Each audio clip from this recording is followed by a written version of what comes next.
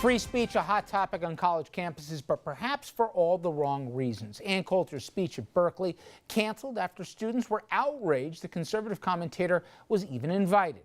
That was on the heels of this riot at Berkeley. That over former Breitbart editor Milo Yiannopoulos' scheduled speech. That one also never occurred. Also, at Middlebury College in Vermont, author Charles Murray was shouted down by students. He wrote The Bell Curve, a book arguing that whites are intellectually superior to blacks. Things got ugly, and a professor was injured. But a couple of weeks after that, Murray spoke at Vanderbilt. Vandy was going to cancel, but it didn't, and things ended going smoothly there. I remember at this table, Barry, the idea that Condoleezza Rice, who was invited by Rutgers University to speak, was, if not disinvited, after all the protests, she had to decline because the climate wasn't there. I thought the point of a college campus was this was a forum for open thought.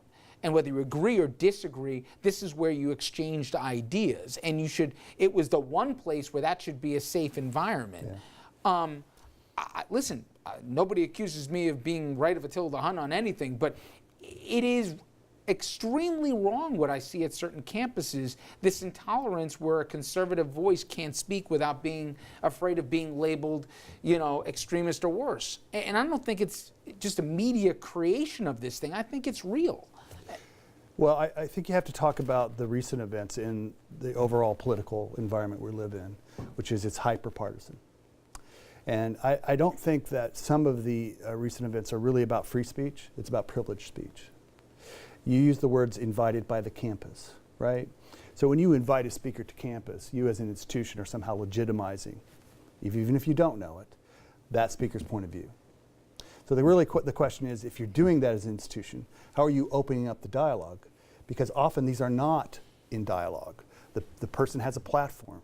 They're being sponsored by the institution. They're being legitimized. When you legitimize a voice that's extreme, right, partisan, you automatically delegitimize other voices. So if it was a debate instead of a speech, if it wasn't Ann Coulter coming to speak, if it was Ann Coulter debating Bill Maher, that would be a better exchange of ideas? Yeah, I think it's an exchange of ideas that the groups you're seeing at Berkeley want.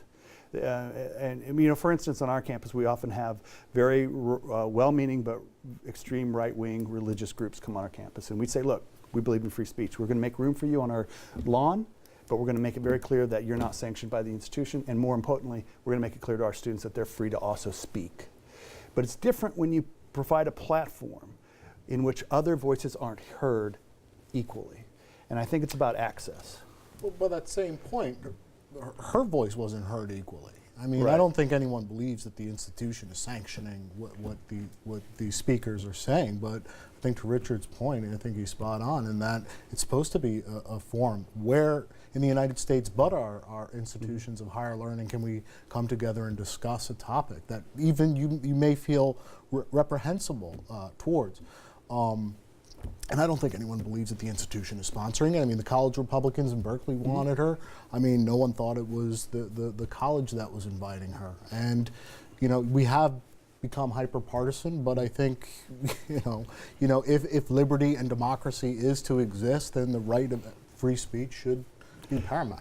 I don't think, with all due respect, I don't think anybody feels that Ann Coulter's right to free speech No, is but denied. Condoleezza Rice, to get back to my point, the idea that students would have been so threatened and upset that a Secretary of State, and I didn't support the Iraq invasion, okay? Right. But the idea that I would be so intolerant that an accomplished public servant here with a very impressive resume wouldn't be welcomed on my campus, I just think we're going the wrong way.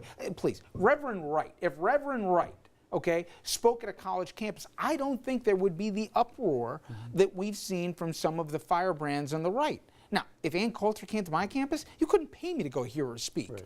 But the idea that the college should shut down, God forbid she comes and talks, I just think we're becoming this censorship that's going on here, whether it's intended or not. I think there's another factor at play that gets overlooked a lot, and I'm more sympathetic to these protesters and to the people who have excluded some of these speakers from coming on campus, because college campuses are supposed to be hubs for truth intellectual discussion and fact. And Ann Coulter, when she's talking about climate change or any number of issues, is peddling in falsehood and lie. And this is not a debatable point. Scientifically, the position is unfounded. Milo Yiannopoulos, or whatever his name is, isn't there to spread his... But Andrew, we've had sociologists come on campus who'll take, for example, oppression of a certain thing and take it to an nth degree, and that's subjective of some of this. I'm all not right? talking about There's subjective. I'm talking interpretation about black and white fact. The climate change, and let's just use that as the best example, but climate change should not be a debatable issue in the United States in 2017. But then if you don't agree with that, the answer, what the students do and to threaten someone's personal security and safety and to attack them and to shout them down. I'm not advocating for their actions. We heard from Hillary Clinton today, and it's been certainly a while, especially that she's been as vocal as to what happened in November. Want to hear if you think this was a good re-entry into the public or this came off as sour grapes. Stay with us.